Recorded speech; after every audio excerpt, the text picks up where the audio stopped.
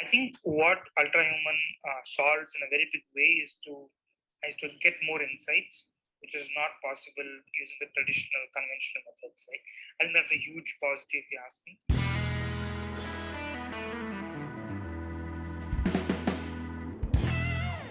If you are an active Twitter user or a fitness enthusiast, you would have definitely come across Ultrahuman at least once in the last few months. In their own words, Ultrahuman is the world's most advanced metabolic fitness platform to help improve your diet and exercise based on glucose biomarkers. Like a lot of us, I've also been in complete awe of the Ultrahuman hype train, which has an army of cyborgs who are also its biggest ambassadors, just like my friend Adi Patil, whom you heard from just a little before. There are only two other brands I can think of which brings out such fierce loyalty from its users. The OG, Apple, in the Indian ecosystem, the Cred app to an extent. So in the latest episode of the Takeaway Club, I decided to break down the walls and understand what exactly Ultrahuman does. And who better to ask that question to than the man himself, Mohit Kumar, founder and CEO at Ultrahuman. Without further ado, let's jump straight into this super candid and insightful conversation I have with Mohit.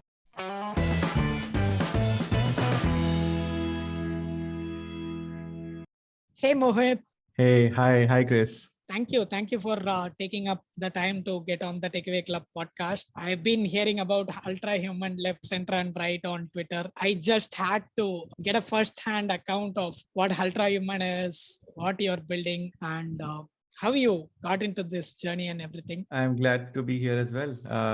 I'm super excited about getting on the podcast and talking about what we have been building. We have been heads down trying to do a lot of things in the fitness space. And yeah, would love to tell you more about the journey. Amazing. But before we get into that, your Twitter handle intrigued me a bit. So, Deep Purple, is there a reference to it, or what is the significance behind the name, and why did you choose that to be your handle?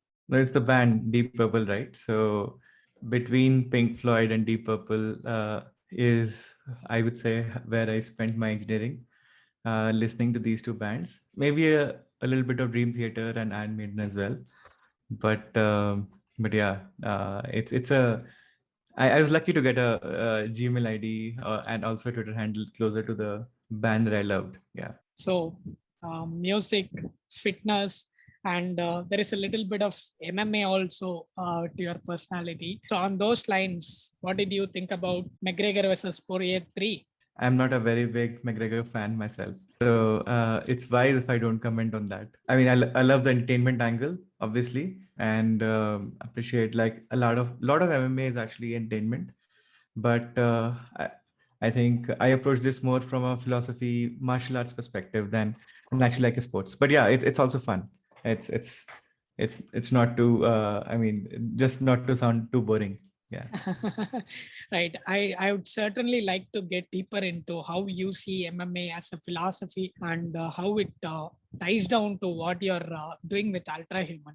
Because if my understanding is right, after your time at Zomato, you actually took a little bit of a break to go to Thailand and learn martial arts. I think that's a background or that's a story that you don't hear every day. Where did that idea strike you? How was your experience at Thailand? Why was that the starting point for what you're doing with Ultrahuman? So I was always interested in martial arts, even before the Thailand journey at Tiger Muay Thai. Um, I had been introduced to Brazilian Jiu Jitsu, which is sort of like a ground fighting art, and also kickboxing, Muay Thai style essentially. And I found it really interesting somewhere in the early, let's say, I would say maybe somewhere close to end of my engineering. I found these two arts like really interesting. The fact that intrigued me a lot is that even though when you think about martial arts, you think naturally about fighting and hence violence, it's actually the other way around. It's actually a lot about the realization that you have power, realization that you can control a situation. When you have that realization, you would not engage in a fight. You would rather try to mitigate it. You would rather try to basically not waste your energy in getting into a fight. You don't see fights the same way when you actually get into martial arts. So that is it's a counterintuitive learning, but that's what you can actually apply to a lot of things in life. It's basically like this: if there are 20 things in front of you, you don't need to engage with everything essentially, right, in front of you. You have to pick your battles. This is what martial art teaches you essentially, right? It's a lot about focus as well. That you can obviously do 100 things in life, but pick that one battle that you want to fight. So, I think that would be some excerpts from the journey. There is a lot of Jocko Willing flavor to what you just said, right? So I think even before I had started listening to him, my perspective towards MMA or pro wrestling, which I love, by the way, it's a lot about chaos, throwing punches and everything in between, right? But when you actually hear from how someone like him or even Joe Rogan, there is a sense of calm which you wouldn't expect from the people and the background that they come from, but somehow fighting actually opens that dimension to their personality, right? So I think that's you put it really well on that front. So more specifically, what did you observe in your time there which gave you clarity that there is a problem in the way that fitness enthusiasts go about evaluating their fitness journey, right? Right. So if you look at the core philosophy of martial arts, and it doesn't need to be every martial arts philosophy, but if you look at, let's say, jiu-jitsu, or if you look at, let's say, Jeet Kune Do, which Bruce Lee was famous for, right? And Zen philosophy that coincides with martial arts. A lot of it is about being fungible. A lot of it is about thinking about no way as the way, right? Basically, you don't conform to a way and say that, okay, this is the only answer. You keep looking for newer answers. You keep looking for better answers, essentially. So it's not about being defocused, but it's just about that evaluative mindset, that you're always open to a new possibility, right? To a new scenario. And hence, because of this reason, martial arts is a framework. It's not really a set of moves. The way it is taught, let's say you start, if you go to a typical commercial martial arts school and start learning, they'll teach you moves, right? That, okay, this is how you punch, this is how you kick.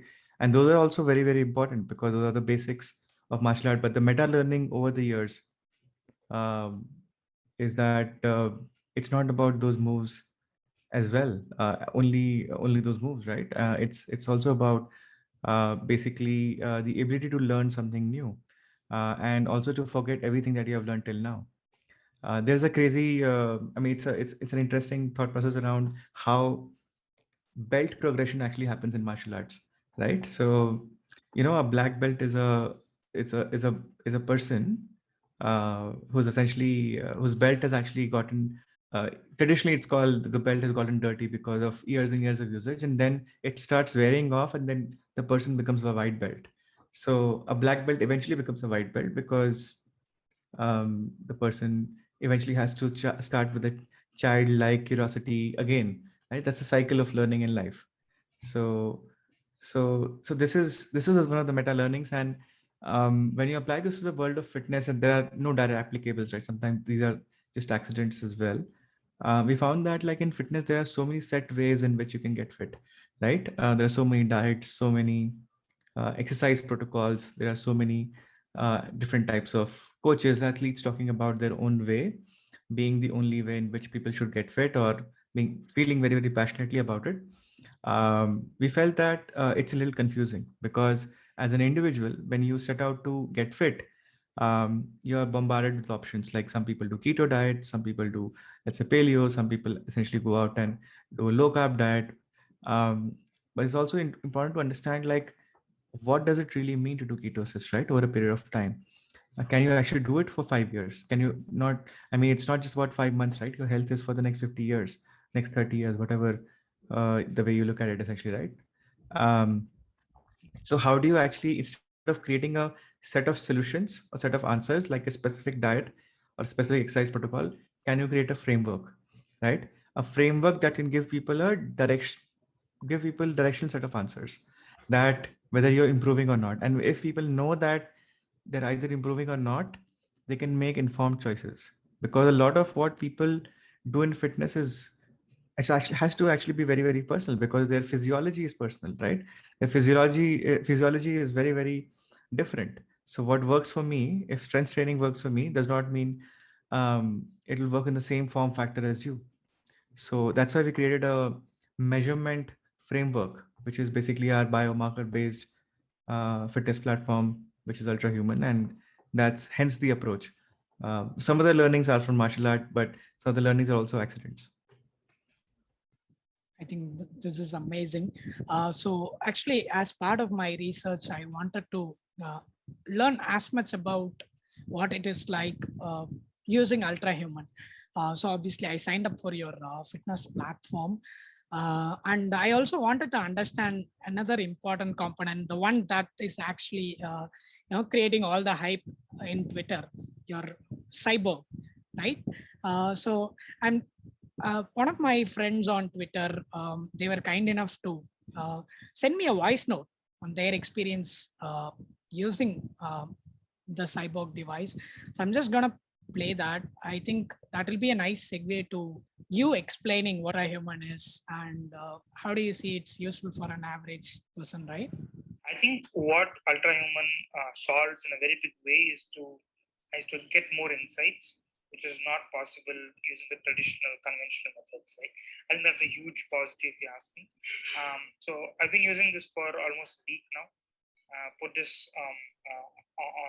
sensor on me a week back, and it's been helpful to say the least, because the kind of numbers that I get to know, and especially the kind of how my body reacts to different food types.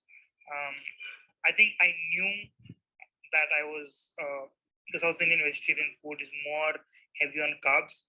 I think in principle I was aware of that, but then by looking at the numbers that the app was throwing at me, I think it just made it more realistic and more tangible. And because of that, now I'm able to actually consciously decide whether I want to alter my diet or just stick to just simple carbs all the time, right? I think this is very important if you ask me, just to know how your body reacts to different food types. And again, nobody, your body is unique, right? I mean, you can react to a food in a very different way from compared to somebody else. So I think in that way, it's very insightful. It's been more than a week that I've been using it, and it's very interesting how I'm able to look at numbers and then also alter my diet. Definitely gave me a good perspective into what Ultra Human does. If you can pick off from that, that will be very helpful. Absolutely. So the way we think about the platform is that there are aspects of a mirror, not the fitness company mirror, but an actual mirror, and the aspects of a compass, essentially. So mirror is sort of like a representation of your own body, right? So when you can see your body in a much better way, not visually, but actually inside your body in some ways, that how your body actually performs, you will be able to make informed decisions. That now that you can see what's happening inside the body, you will know what's actually good for you and what's actually not so good for you. It's not like what's not good for you is not is something that you can't do, right? You can still do it, but with a little bit of optimization. So that's what the mirror philosophy of the platform essentially is, to show you how your body reacts to everything around you. You know why this is important is because think of it like this. Most of the, if you think about fitness activities, what do you naturally think of? You think of going to the gym, you think of eating healthy, yeah, but mostly going to the gym, right? Or running, or these are well marketed as a fitness activity. But you know what really affects your health overall or fitness overall is how you sleep, how you handle stress, how you eat, when you eat, right? All these aspects, if you're not doing all those aspects and just focusing on that 1 hour of the day, yes, you will still get some results, but you can actually get more results when you actually do it in combination, right?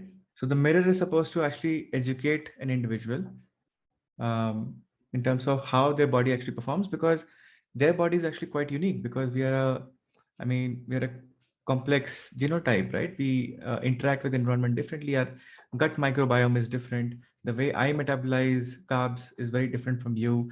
Within carbs as well, the way I metabolize rice is different from the way you would metabolize. The way I metabolize fermented foods is very different from you, right? And it all depends on how we have grown up eating our foods, what our microbiome is, how much stress do we have in our lives. All these things actually matter, right? So that's the first part of the platform, telling you how you react to your environment. And environment is the keyword to note here, right? We're not optimizing asking people to do just that 1 hour of the day. We're asking people to optimize their lifestyle. That's our approach towards fitness. Um, the other aspect, which is compass, stands for direction. So we have to also tell people, or you should always have a way to move in the right direction. So how do you move in the right direction? If you have data, you can pinpoint this is exactly what I need to fix, and fixing this aligns with my goal. An example is if you realize that living longer is a goal, you can look at oxidative stress on the Ultra Human platform. Oxidative stress, which is depicted by glucose variability, is a marker of longevity. It's a reverse marker of longevity.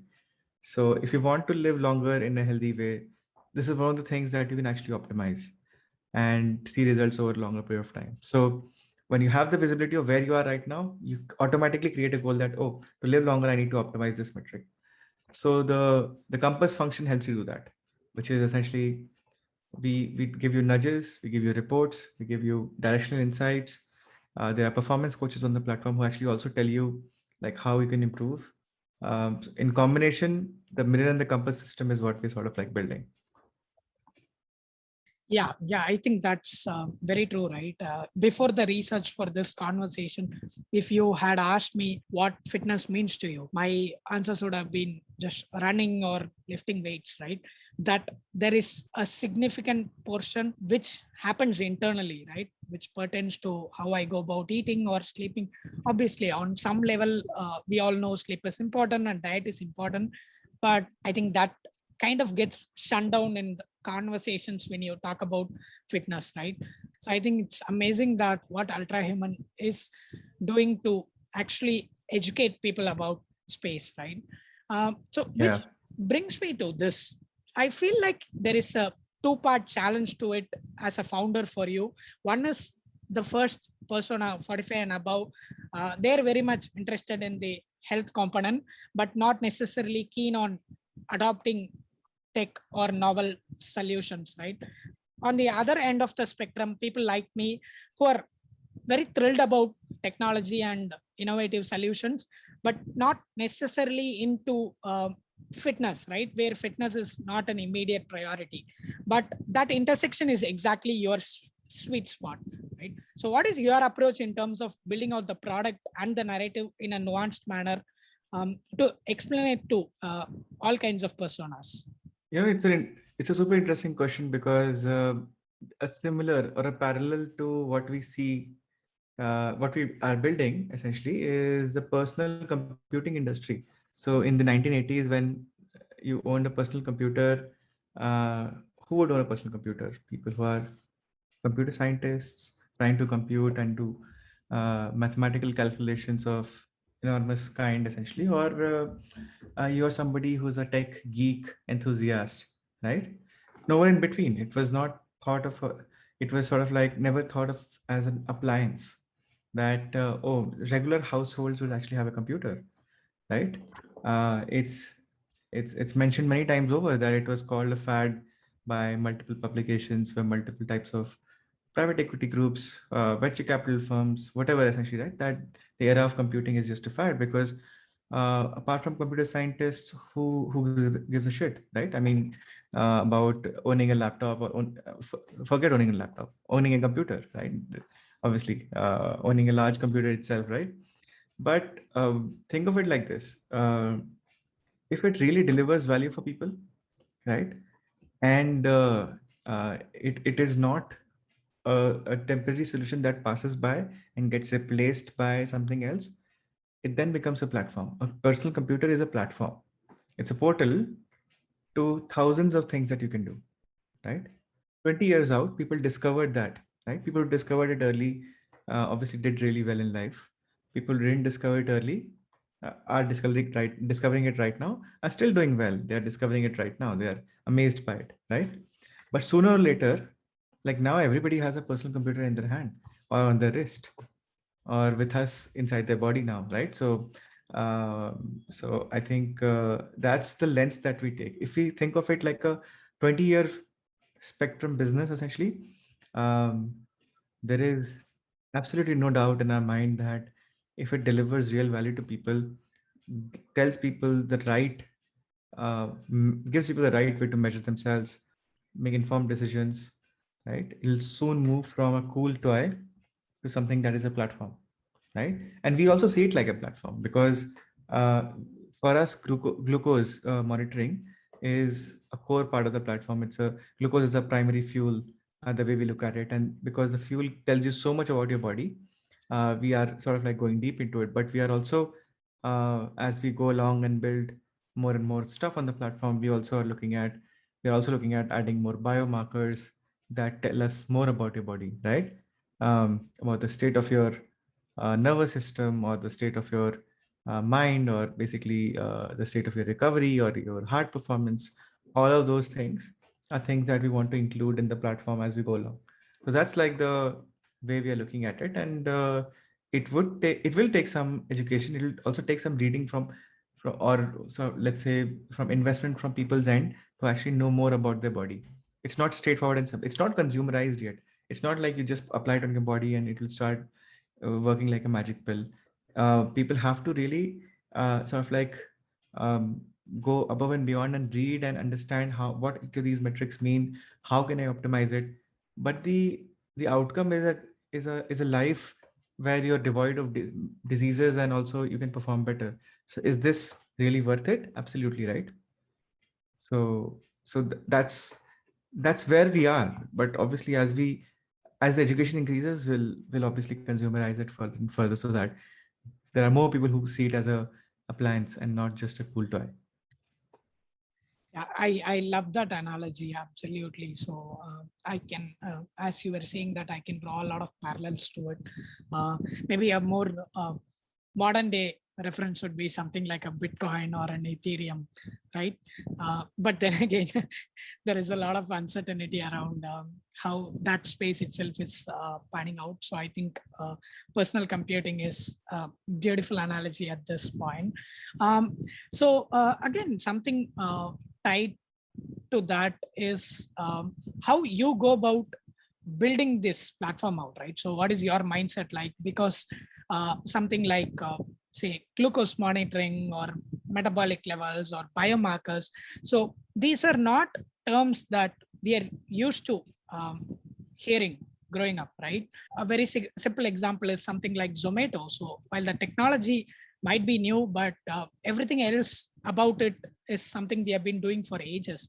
But for a platform like Ultrahuman, so there is a lot of learning for you personally as well as the team when it comes to understanding the healthcare space itself before building it out, right? How do you approach building out the team or building out the product? Well, learning is a huge part of what we do. And a lot of it requires us to go deep into either, let's say, understanding the cellular systems or physiology and basically the way all the modern research around how the human body actually works.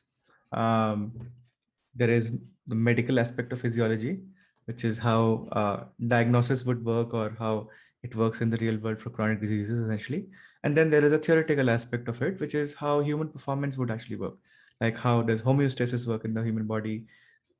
Basically, essentially your balance mechanism, right? Your human body homeostasis. So there is a lot of let's say learning that is actually required to build a platform, because it's not a even though the outcome has to be very, very simple and intuitive. um, you can only build a simple outcome when you understand the complexity behind the system, right? Because then you know what not to build. Otherwise, you build, like, if you look at healthcare, the classic problem is that most of the interfaces are actually quite complex. You can look at a healthcare interface and say, okay, this is a healthcare business. This is a healthcare product. Just type healthcare in Google and you will see doctors with stethoscopes and that shitty UI with all those multiple types of drop downs and forms. So why does that happen? Because um, when people do have a lot of information, right? But they are not they do have a lot of complexity that they understand. They do understand a lot of complexity themselves, but they don't know how to express it in a simple way. This is our value addition to the space, that we are coming from we come from a computer science background, which gives us the right to succeed in any domain that's possible. Computer scientists are building the new money, which is cryptocurrency. Computer scientists are building the new way to travel interplanet, right? Or so computer scientists will probably build healthcare as well, but in collaboration with the existing medical ecosystem, doctors, researchers, etc. Right? Our value addition is the consumer interface, which is basically how can we understand the complexity of the medical space, healthcare space, simplify it, consumerize it, get it to people, essentially, right? And it's sometimes there are pros and cons of not being from the space. The cons are that obviously it requires a lot and a lot of effort, of not just from reading perspective, talking to thousands of people and going deep into research yourself, but also to keep the passion up almost always, because you are a proponent of this space, and you want to extend the space. You just don't want to believe in what's there right now. You want to believe in the future, right?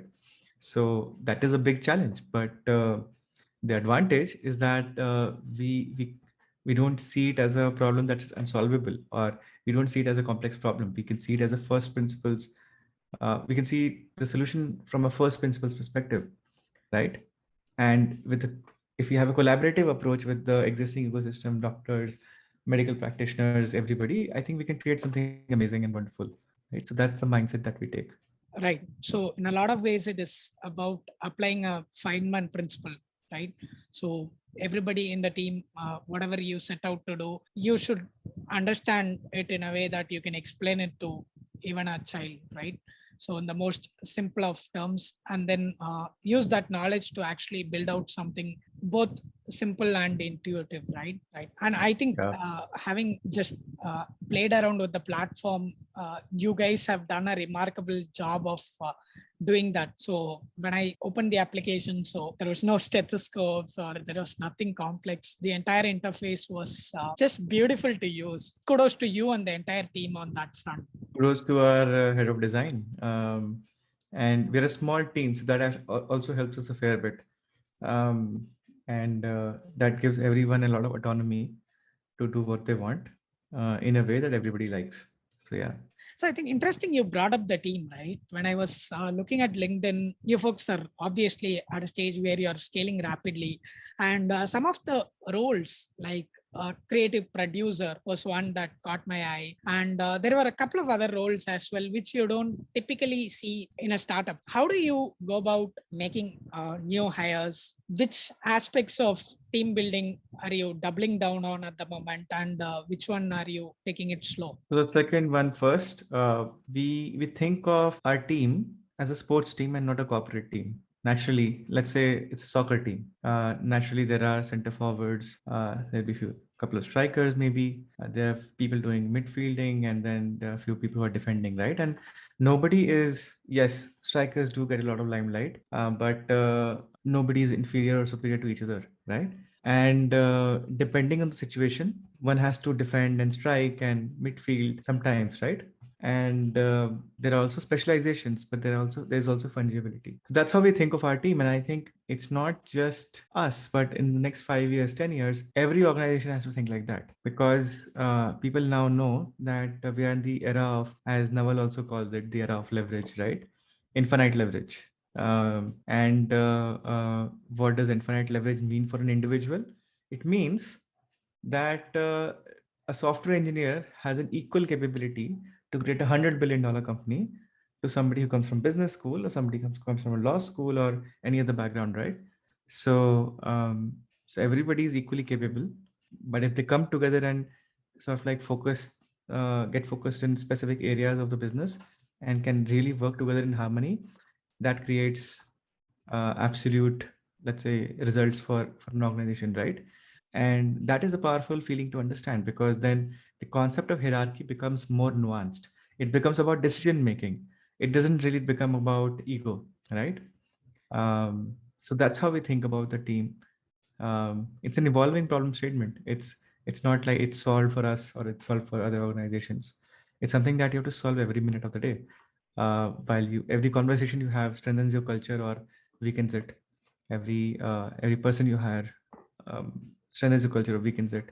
The every person you don't hire also strengthens or weakens your culture, right? The way you treat them, right? So all of those things, and I'm admitting that it's not like we are perfect, but on those fronts. But the aspiration and the desire is to obviously like perfect all of those ends as well. People who don't work with you today, or whom we could not sort of like get on the company to work with us, sometimes would actually play a super important role in the journey as well.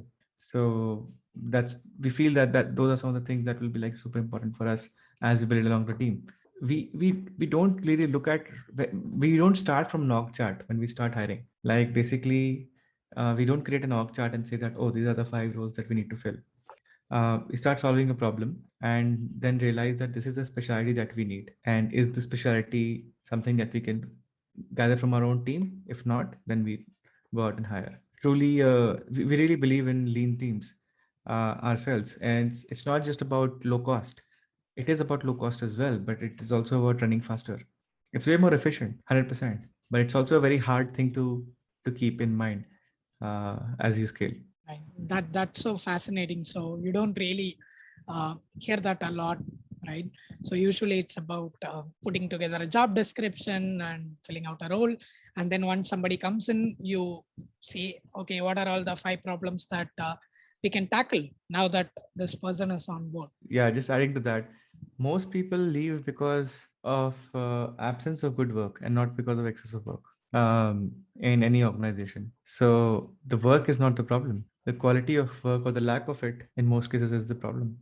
So I think lean teams actually solve that a fair bit. So just zooming out a little here, between Cyborg and your fitness platform, it's like you have a range of horizontal offering within a vertical industry like healthcare. How does it all tie together for an average user? So how do you look at that? Is the first part of my question. And the second part is, as a founder, as someone running a business, so how do you look at the market opportunity? Because it looks like we can relate Ultra Human to service like Cult Fit on some levels, and on a different spectrum, something like Levels Health is also similar to what you do. So over the last maybe 15 months, our approach has gotten refined to uh, making health and fitness basically the same. We see it in a spectrum, way more personalized than what it is right now. And our personalization leverage is actually biomarker. So, or a biomarker based approach, whether it's glucose today or few more biomarkers in the future, it is sort of like the core center of the platform. And that is where, that is the strategy where we are going deep into. Reason for that is that we have been able to display much higher results for people, measurable results, first of all, and also create sort of like a, you can say, highly engaged usage behavior. And in fitness or in health, usage is really key, because if you have an answer but you don't implement it on your body, it's not going to actually magically change you, right? Essentially. So we feel that the biomarker approach is where we are heads down going deep into, um, and that does make us closer to what Levels Health also does. Here's a nuance of difference. Here's a small nuance of how we are different essentially. So Levels Health focuses more on food and your food's reaction on your body. Um, you can do that on Ultra Human too, but our core focus is actually longevity. So longevity includes food, stress, sleep, all of those factors, and we bake all of these into the aspects of metabolic health. So we interface more with environmental factors like your sleep, stress, and food, etc. And Levels Health is trying to go deep into food, which is also great. So we are big fans of what Levels is doing. We're also big fans of what Super Sapiens is doing with CGMs, which is helping people fuel themselves, athletes fuel themselves better, right? So we learn some from these people, these brands, these companies. We innovate some on our own.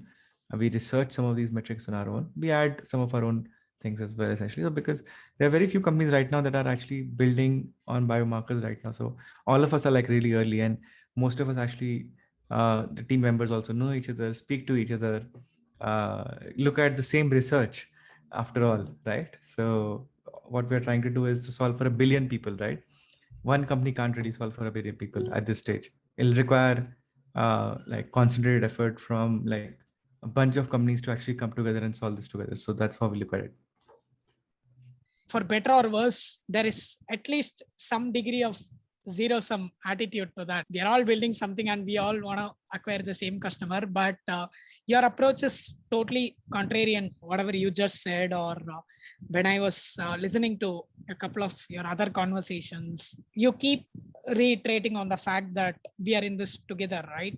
I get the feeling that you genuinely believe that this is all for the greater good, right? And it doesn't matter which aspects I'm solving for, what someone else is doing. Is there some way we can work together also? So it's all about benefiting the end user. So think of it like this, that if you solve a problem early, there are some advantages to it. If you solve a problem late because you learned from somebody else, there are also advantages to that, right? Because you spend lesser energy to solve the problem. So these are two things, two sides of the same coin in some ways. So how you balance between these two? Sometimes you solve them early, sometimes you learn from somebody else and solve it. It's the same thing. Our industry is, or if you look at healthcare is extremely cutthroat, or any industry right now, right? We're trying to find for, or fight for the same market share. You can look at it from a cutthroat perspective that, okay, only I will win, right? I will win because why? Because I don't, either I don't want the other people to win, and hence I'll be the last person remaining, or the other way is that I will win because I have been able to keep an open mind and I can learn faster because of that, right? So we feel that if we have an open mind, it's not just, it doesn't really remain at or stay at winning. It then becomes about longevity, that you can always survive. You will always have those micro wins. You'll always be relevant when you keep learning, right? So that's the mindset that you want to take, that from winning and losing, which is just binary, we want to take it to more meta, which is essentially that how do we actually survive, right? If you survive long enough, you're already winning. There's a famous saying by the way, I keep pulling back to the martial arts analogies, that if a strong man and a weak man basically get into a fight, right? And nobody wins. Who wins? Because the strong person is supposed to win, Right. right?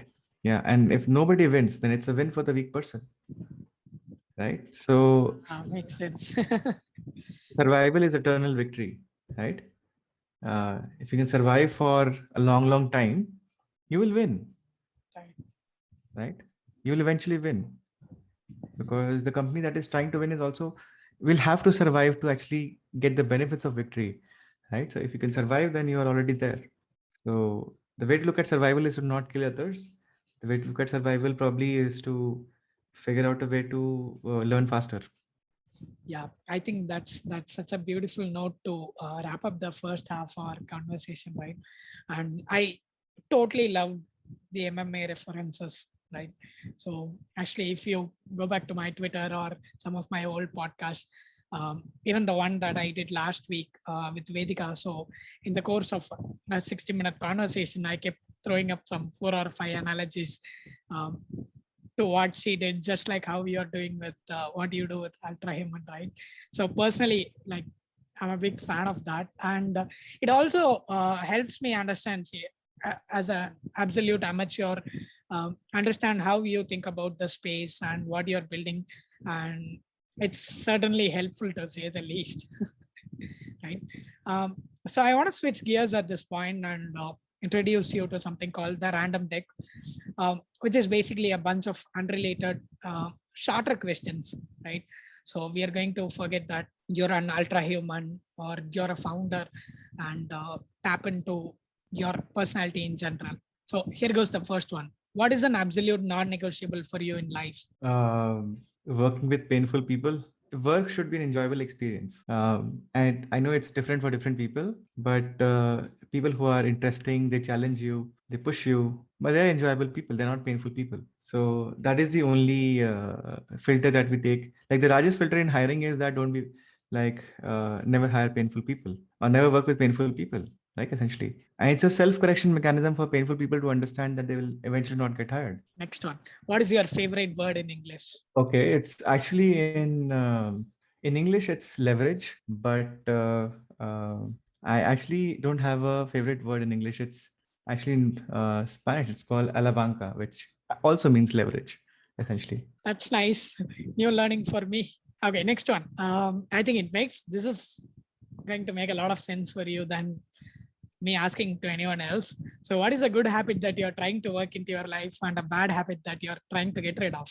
Both are the same set of things. I'm trying to sleep at the same time every day, which I've been trying for almost 3 months now, and I've made some progress, but I would love to make more progress. It's one thing I've realized that has the most impact on my health and my mental state.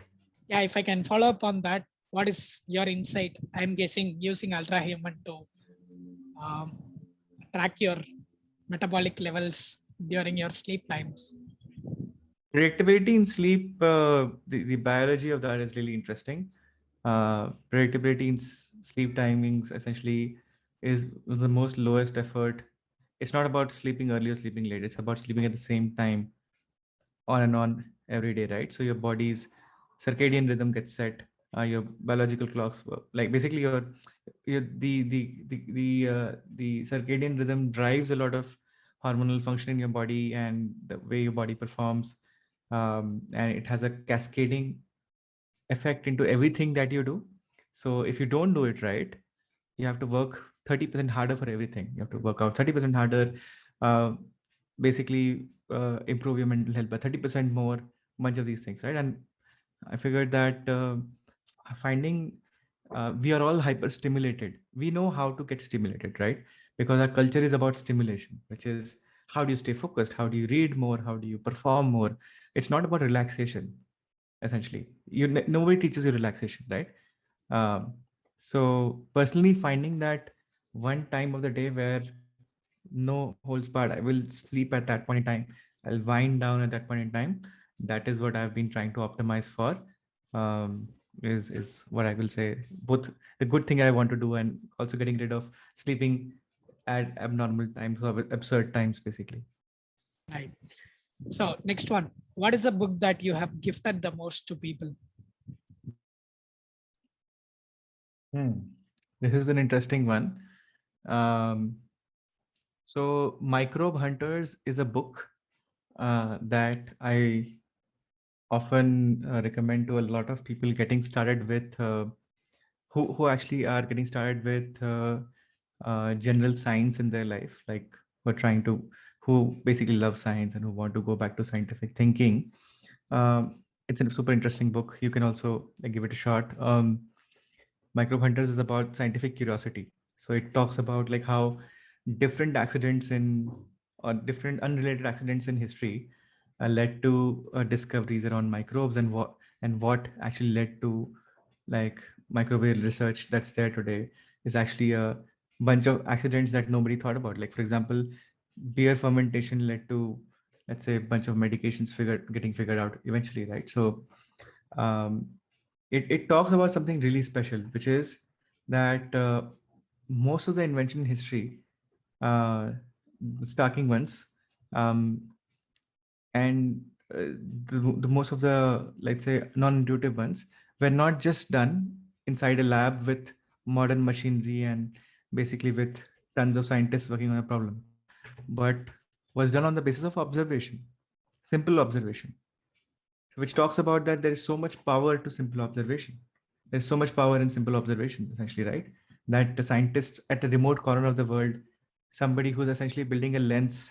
Leeuwenhoek discovered a way to actually see microbes in a much better way by building one of the earliest microscopes, and that led to a cascading effect of all the discoveries eventually. Um, it actually talks about scientific leverage in many ways, or that mindset of curiosity. So now, having been on the podcast and you know what to expect, so who's someone in your network you think should get on the Takeaway Club podcast? Okay. It could be any circle, entrepreneur circle, or Could let's be say anything. fitness. Yeah, fitness, fitness. Go for it. I think we should definitely get more scientists, or let's say people who are into health research. That will be my preference, personal preference, to get on the podcast. There's a lot of exciting stuff happening there. Like folks like Ben Greenfield has his own podcast, but comparably in India, there's this person called Shiva Subramaniam. So he essentially does a lot of biohacking and is one of the leaders in biohacking in India. So that could be one of the most unknown persons in internet around, but probably one of the most interesting guys all around as well. Uh, and yeah, those are the ones I would say probably worth speaking to. Who has been the biggest inspiration for you that you have never really admitted to? This is again a super complicated one because I try to not get inspired by one person or one philosophy because all of us are flawed in many ways. But the perseverance of Marie Curie is amazing. The curiosity of Nikola Tesla, the absent-mindedness of Leeuwenhoek, uh, and no shit given attitude, basically. So all those things I'm trying to learn from, and obviously you learn from everybody around you, right?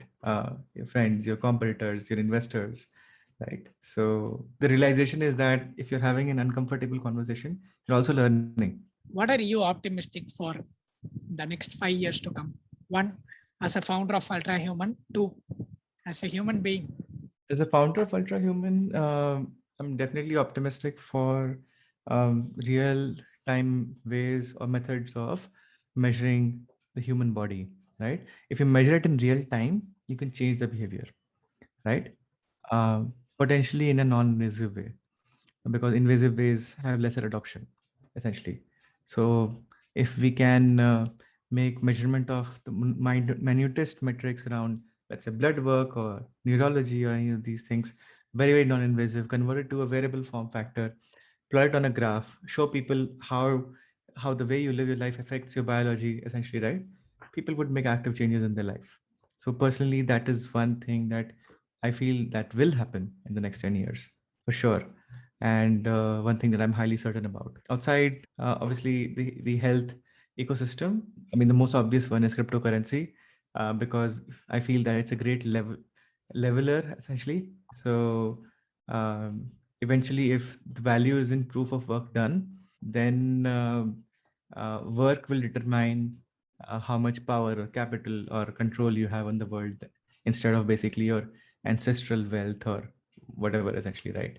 So it becomes way more meritocratic in some ways.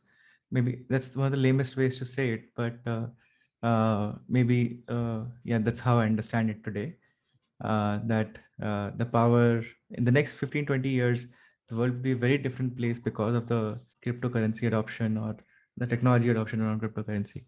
The leveling effect that it will have on countries, on geographies, on governments, on basically companies, everybody, right? So we will become Internet 2.0, and cryptocurrency will be Internet 5.0 or 6.0 if we don't grow and uh, adapt to the new changes. What is an advice that you would have given your 17-year-old self if you could go back and do that? The advice would be to do more things. Essentially, I would say, like, explore, experience more things. That's always, it's a generic advice, and I realized that doing new things has never given a bad outcome. There's always some learning there, and like something that's already out there, and it's also got to do a little bit with let's say the mindset of martial arts, of exploring new and new things almost always, new methods, new ways, no dogmas. always sort of like being a little more progressive around what you do essentially, right? So I would say do more things. I think that Pull is around. Yeah. probably a nice way to end our conversation. Thank you, Mohit, for taking the time to do this. I had an absolute blast. And the way you look at things, so beyond just a founder, so your MMA experience in a way, or your philosophy to building, I absolutely love it. It's quite inspiring, to be honest, right? So throughout the conversation, I kept one person that I could think of is Dave's Killer Bread, right? How the entire company is built on a philosophy, right? They go more than just a product. So I think that is the way that I see Ultra Human. Yeah, philosophy is the simplest thing to learn and talk about. It's the most complex thing to scale. Yeah, so it's fun talking philosophy because you can walk into a conversation and talk philosophy almost for anything and everything, right? Philosophy is actually zero sum in many ways. You can always have a counter logic to it. So it's fun. Yeah.